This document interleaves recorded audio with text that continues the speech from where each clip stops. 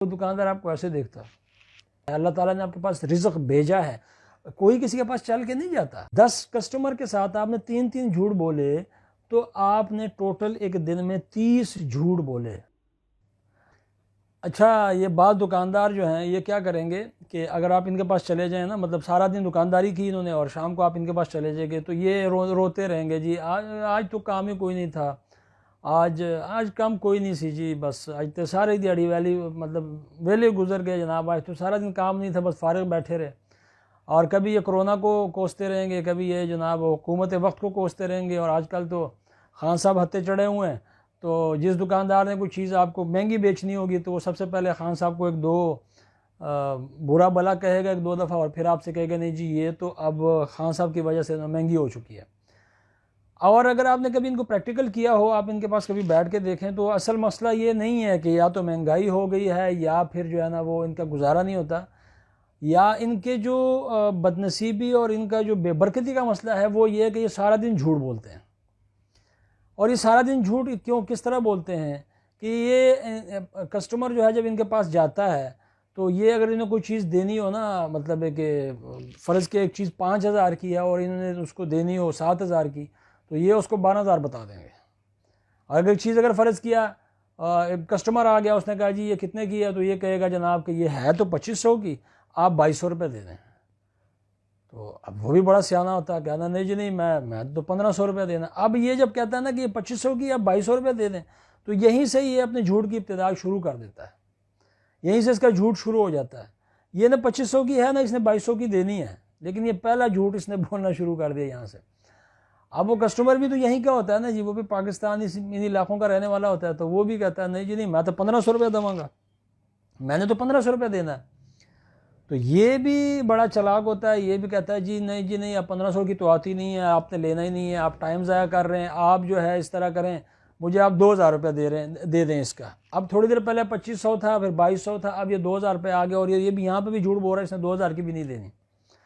अब कस्टमर कहता है नहीं जी नहीं मैंने तो 1500 रुपये देना, अगर आपने 1500 का देना तो ठीक है, नहीं तो मैं चले जाता हूँ। अब जब ये सोचता है कि अभी जाने लगा है तो इसने अपने रेट के ऊपर आना होता है, तो फिर ये जनाब 2000 से एकदम जंप लगाता है, उसे कहता है बाजी कसम खा के कहेगा, बाजी या जो भी है कसम खा के कहेगा जी कसमें मैं ना 1700 रुपये की लेके आया, मैं तो 1700 रुपये की लेके आया हूँ, और आप चले इस तरह करें मुझे 1700 ही दे दें, मैं आपसे कुछ नहीं कमाता। अब इसने यहाँ पे एक और झूठ बोल दिया, ये तीसरा झूठ हो गया यहाँ पे, 2500 से 2200, 2200 से 2000, और अब कसम खा के इसने झूठ बोला कि मैं 1700 रुपये की लेके आया हूँ, आप 1700 रुपये दे दें। वो भी बड़ा सियाना होता है, वो कहता है नहीं जी नहीं चलो ठीक है, फिर ना ताड़ी ने मेरी तो आप 1600 रुपये ले लें, ना आपकी और ना मेरी, आप 1600 रुपये ले लें। अब ये जनाब ना बड़ा सिर खुजू के कहता है अच्छा चलो ठीक है जी दे दें आप 1600 रुपये, तुसी खुश चलो छो असी कुछ नहीं कमाते थोड़े को। अब यहाँ पे भी इसने झूठ बोल दिया, इस सवाल ही नहीं पैदा होता कि बगैर कमाई के उसको दे दे, मतलब है कि 2500 से शुरू हुआ था और आगे बात 1600 रुपये आके ख़त्म हुई। यहाँ पे भी इसने कुछ ना कुछ कमाया, लेकिन गाहक को कस्टमर को ये रिस्पॉन्स दे रहा होगा कि मैं तो को कुछ नहीं कमाया, और ये हर कस्टमर को कहेगा कि मैंने आपसे कुछ नहीं कमाना, और हर कस्टमर को कहेगा जी है तो 2500 दी ताड़े वास्ते 2200 दी, हर कस्टमर को, मतलब ये नहीं है कि कोई ख़ास बंदा चला जाए उसके लिए। अच्छा,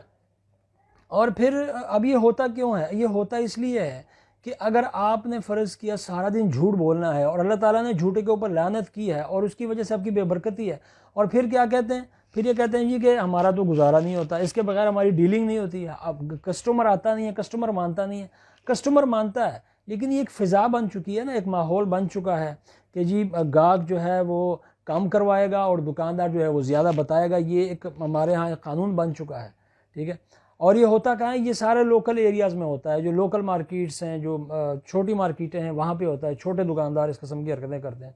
वरना आपने कभी देखा है कि जो ब्रांडेड चीज़ें होती हैं, जिस तरह आपने पेप्सी है या फिर इस तरह की और कुछ चीज़ फ़र्ज़ किया कोक है, पेप्सी है, या और ब्रांडेड जो चीज़ें हैं, या साबुन है या शैम्पू है, आपको वो कहता है जी, कभी देखा आपने कि आपने कहा जी कि उसने कहा जी 25 रुपये की पेप्सी और आपने कहा उन्होंने जी 20 लगा लो, और फिर उसने कहा जी चलो 23 दे दो 24, ऐसा हुआ है? नहीं होता। वो अगर 25 की है तो उसने 25 रुपये लेने ही लेने हैं, उसने आपको 1 रुपया भी नहीं छोड़ना,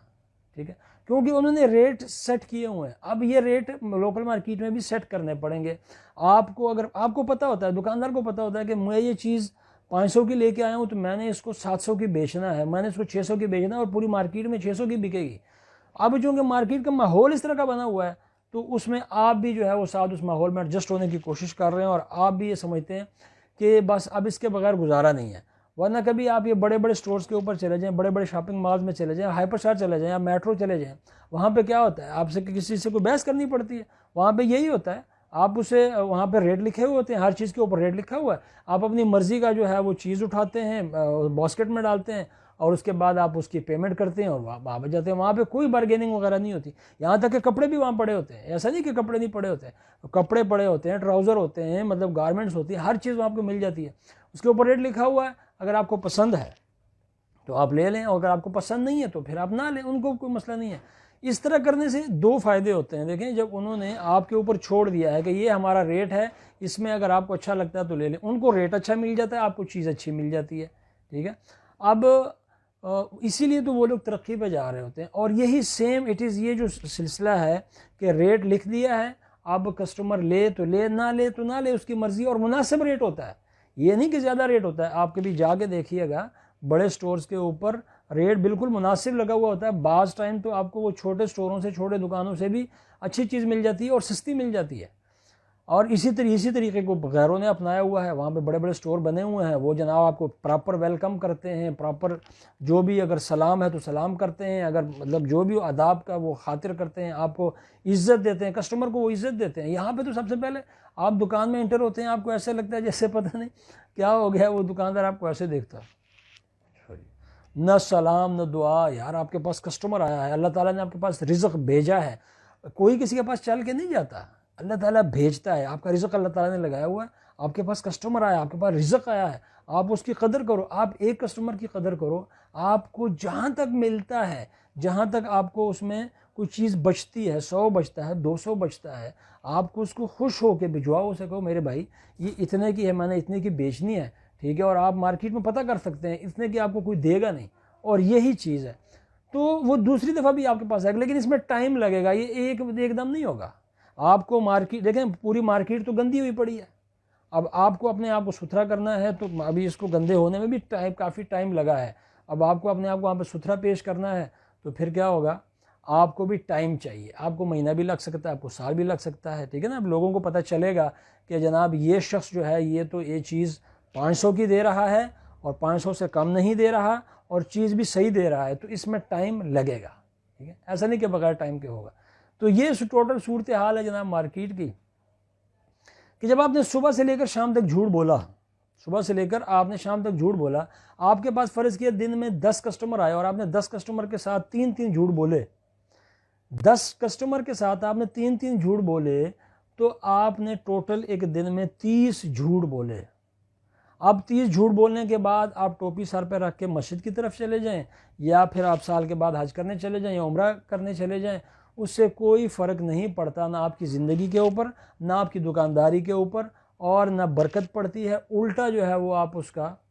क्यों, देखिए ना, एक शख्स अगर फ़र्ज़ किया दूध में पानी मिलाता है, दूध में अगर पानी मिलाता है और दूध में पानी मिलाने के बाद सारा साल उसने दूध बेचा, और दूध में पानी मिलाने के बाद वो साल के बाद वो हज करने चला गया, उम्रा करने चला गया, या फिर रमज़ान में उसने देगें चढ़ा दी, उसने रोज़े खुलवाए, हर मस्जिद में रोज़ाना रोज़ा खुलवाया, तो क्या मकसद, उसका क्या मकसद हुआ, मतलब वो क्या उसने किया,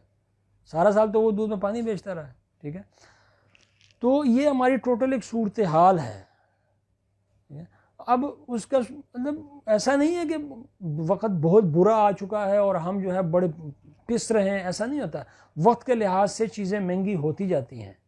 कि कभी भी ऐसा नहीं हुआ कि सन 2000 में जो रेट था वो वापस जाके 2004 में जो है वो फिर 1999 वाला आ गया हो या 1998 वाला आ गया हो, या फिर आज का जो रेट है ये अगर कोई ऐसा बंदा आता है तो ये रेट वापस आ जाएगा, ऐसा नहीं होता। जो रेट चढ़ जाते हैं वो वक्त के लिहाज से और पैसे की वैल्यू के लिहाज से वो चीज़ें ऊपर चढ़ जाती हैं। लेकिन हम एज ए मुसलमान, मैं समझता हूँ कि सबसे जो मेन वजह है वो ये है कि एक दुकानदार सारा दिन जो है वो क्या करता है, झूठ बोलता है, और झूठ बोलने की वजह से उसकी दुकान में भी नहूसत होती है, उस पर भी नहूसत होती है, और फिर जो है वो गिले करता फिरता है कि जनाब हुकूमत ने मार दिया, आवाम ने मार दिया, लोग पैसे नहीं खर्चते जनाब, कोरोना ने मार दिया, ये हो गया वो हो गया, ऐसा नहीं होता।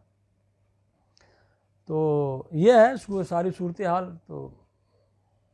मतलब इसमें बिल्कुल अभी ज़रूरत है इस काम करने की ना, कि मार्केट को एक दफ़ा फिर बनाया जाए, और मार्केट को एक दफ़ा फिर बनाने में टाइम लगेगा। ऐसा नहीं कि टाइम नहीं लगेगा, टाइम ठीक ठाक लगेगा।